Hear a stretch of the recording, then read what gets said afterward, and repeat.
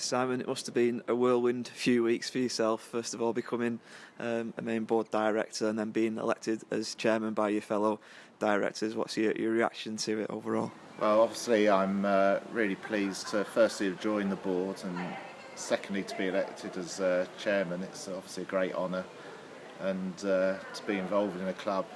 I think the last few weeks have shown how much passion there is for the club, and now to have the opportunity to positively affect the club, hopefully.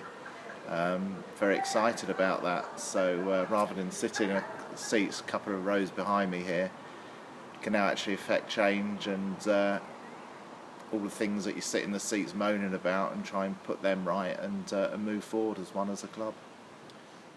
For those supporters who may not know so much about you or may not have met you, what's your sort of history in supporting Rochdale, and your sort of favourite memories from your time supporting the Dale? Well, as you can probably tell from the accent, I don't originate from Rochdale. I come from about a place called Biggleswade, 40 miles north of London, but I've not lived there since I was 18. Met a girl from Rochdale and ended up here probably about 20 years ago. And I'm probably, compared to most people, a fairly new supporter to Rochdale Football Club. Sort of started coming a decade or so ago, and really got into coming when my youngest son fell in love with the club, and it's his big passion, which I greatly admire when he's at school and everyone says I support Manchester City, Manchester United, and he's really proud to say that he supports Rochdale. It's got a lot going for it, the club, and I think that's how we work to move forward. And I kind of look at it through his eyes. When your children are 2, 3, 4 years old, you take them to football games, and I took him to Manchester United, and he just didn't enjoy the experience. It's half an hour in a car getting there. You sat high up in stands, miles away from the pitch. There's loads of noise. Players look like dots. Whereas when I took him to Rochdale, you're here, you're close to the pitch, you're part of the action. You can hear players shouting, you can hear the crowd shouting, you can hear the manager shouting, which hasn't always been a good thing when I've been bringing him here in the past. And before the match and at the end of the match, you can go by the tunnel, you can see players out and about around the club, and we're a real community club, and I think really that's what we've got to try and promote and sing about what's good about us, and keep pushing that message forward, really, to hope to encourage more people to come and experience what's a great match day here. Yeah, you mentioned that, and you also mentioned that you want to unite the supporters, the shareholders, the directors. What are the first steps that you and the board see in trying to achieve that?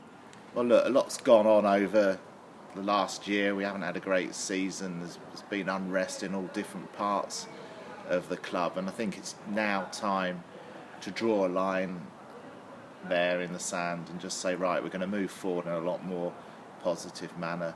We had the EGM a week or so ago where shareholders sent a clear message, really, I think, that they don't want a takeover, if possible, of the club at this time, and we want to move forward as a model, really, of a fan-based club that is sustainable and can prosper this year in League 2 and in future years hopefully in League 1 and beyond, maybe even if possible.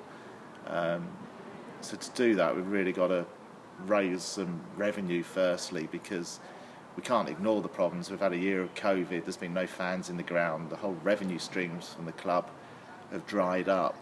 We've got to address that firstly, and this is where we have to all start pulling together now. So the first thing that I really ask fans to do is to get behind the club now. We need people to buy season tickets in numbers. And then the other way we plan on raising money is by a share issue. We're just looking at that in our infancy now. We want to be very clear about who we're going to sell shares to, so there's no mistrust in what we're trying to do, but expect them to be offered to existing shareholders, the directors, season ticket holders, and any fan that wants to buy into the club and become a part owner of the club and get involved in a level beyond just coming and watching. Really hope we can make that happen for everybody and make sure there's shares there for everybody moving forward. And then once we've got the club got the revenue into the club to keep it stabilised for the next year or so, we can then look at ways where we can move the club forward and make a profit every year and keep building year on year and year. So we are a fan-owned, self-sustainable club, which is what our target's to be. How important do you and the board see that share issue in building the trust between the club and the supporters? Listen, everyone at the EGM saw the passion that everybody here has for the club, and the shareholders didn't want a takeover of the club by somebody they didn't know. So this is the road we're going down. It's all our clubs. Myself and the board are just sort of custodians of the position representing everybody at the club. So yeah, very important that everyone has the opportunity to own part of that club and have their say. That's how you move forward. Where do yourself and the current board of directors sort of see the club going in the short, medium and longer term? It's a broad question, I know, but is there possible to put any sort of give us an answer to that at this moment in time? Well, my head's spinning a little bit. I've been in the club a few days now and trying to get grips with everything that goes on. And we've got several priorities. I think from a board point of view, the first thing is governance. We've got to make sure that there's sufficient structure within the club to make sure that the club's run in a proper manner, and that probably splits ourselves into three main areas. We've got to look closely at the finances and make sure we know exactly where we stand on that front. We need to look at the whole sporting structure at the club and make sure Brian and his team are supported properly so they're able to perform on that front. And then we've got to look at the commercial side of things and what revenues we're making and where there are opportunities in the future to make more revenues for the club, and that helps us to grow in the future. So that's where our focus is at the minute. I wish I could do it in a click of a finger, but there's a lot of hard work ahead of us, and but that's the direction that we want to move in. I guess the first thing on the horizon really is season cards, which go on sale on the 1st of July. How important are season cards towards the short-term future of the football club in terms of raising revenue, and what message would you have to the supporters who are considering whether to commit to next season? Hey, listen, the first thing is none of us have been able to come here and watch the football team for over a year now.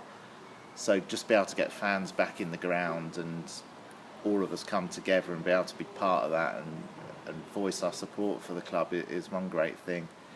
As I said, there's no getting away of the financial difficulties that all teams in the EFL are facing at the moment, not having fans in the ground. So it's important that fans do get out and buy those season cards and come in here to what will be a great product here this year. As I say, we'll make sure players are accessible, make sure the directors and board are accessible to people on match days. We'll be out and about answering your questions, and hopefully we'll have a great product on the pitch as well to watch. And that's football. We'll win some, we'll lose some, but at least we'll be here to experience all those emotions that make football such a great game. In terms of those on the pitch moves, obviously can't say too much at this moment in time, but things are going on behind the scenes in terms of signing players up from last season to contract negotiations and bringing in new blood as well, aren't there?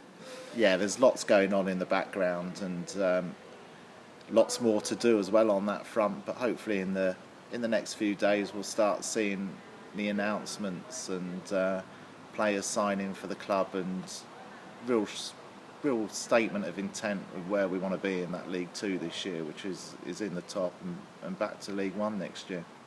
It's obviously only a couple of weeks that you've really been involved in the club as a director and chairman, but are you excited by what you've seen and where you think the club can go? I'm really excited by it. With the existing directors on the board and the new directors that have joined with me, Jamie Sarsfield and Richard Knight. We're not directors that are going to sit back and just turn up on match day and watch the game and enjoy a little bit of hospitality. We're all joining the board to make a difference and push the club forward and do what we can to push the club forward, and that excites me because I see so much potential here and so many things that we can do that it's just frustrating at the moment because you can't do them all at once, but we'll get onto them all and really make sure the club moves forward over this coming year and future years.